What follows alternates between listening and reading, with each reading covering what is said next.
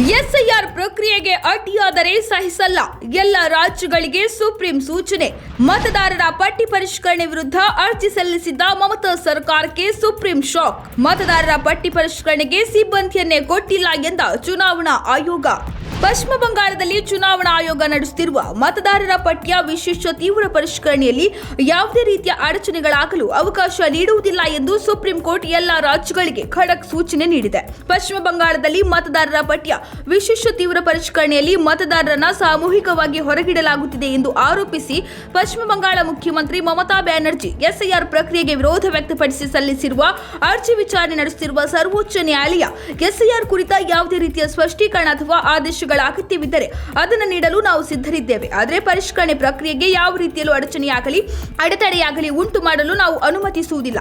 ಇದನ್ನ ಎಲ್ಲ ರಾಜ್ಯಗಳು ತಿಳಿದುಕೊಳ್ಳಲಿ ಎಂದು ಮುಖ್ಯ ನ್ಯಾಯಮೂರ್ತಿ ಸೂರ್ಯಕಾಂತ್ ಅವರ ಪೀಠ ಹೇಳಿದೆ. ಮುಖ್ಯ ನ್ಯಾಯಮೂರ್ತಿ ಸೂರ್ಯಕಾಂತ್ ಮತ್ತು ನ್ಯಾಯಮೂರ್ತಿಗಳಾದ ಜೋಯ್ ಮಲ್ಯ ಬಾಗ್ಚಿ ಮತ್ತು ಎನ್.ವಿ. ಅಂಚಾರಿ ಅವರನ್ನೊಳಗೊಂಡ ಪೀಠವು ಈ ವಿಷಯದಲ್ಲಿ ಅಗತ್ಯವಿರುವ ಯಾವುದೇ ಆದೇಶಗಳು ಅಥವಾ ಸ್ಪಷ್ಟೀಕರಣಗಳನ್ನು ನೀಡುವುದಾಗಿ ಹೇಳಿದೆ. ಎಸ್ಐಆರ್ ಪ್ರಕ್ರಿಯೆಯಲ್ಲಿ ಯಾವುದೇ ಅಡಚಣೆಯನ್ನು ಸೃಷ್ಟಿಸಲು ನಾವು ಯಾರಿಗೂ ಅವಕಾಶ ನೀಡುವುದಿಲ್ಲ. ಇದು ಎಲ್ಲ ರಾಜ್ಯಗಳಿಗೆ ಸ್ಪಷ್ಟವಾಗಿರಬೇಕು ಎಂದು ಪಶ್ಚಿಮ ಬಂಗಾಳದಲ್ಲಿ ನಡೆಯುತ್ತಿರುವ ಮತದಾರರ ಪಟ್ಟಿಯ ಎಸ್ಐಆರ್ಗೆ ಸಂಬಂಧಿಸಿದಂತೆ ಬ್ಯಾನರ್ಜಿ ಸಲ್ಲಿಸಿದ ಅರ್ಜಿ ಸೇರಿದಂತೆ ಹಲವು ಅರ್ಜಿಗಳ ವಿಚಾರಣೆ ಸಂದರ್ಭದಲ್ಲಿ ಈ ಮಾತುಗಳನ್ನು ಹೇಳಿದ್ದಾರೆ.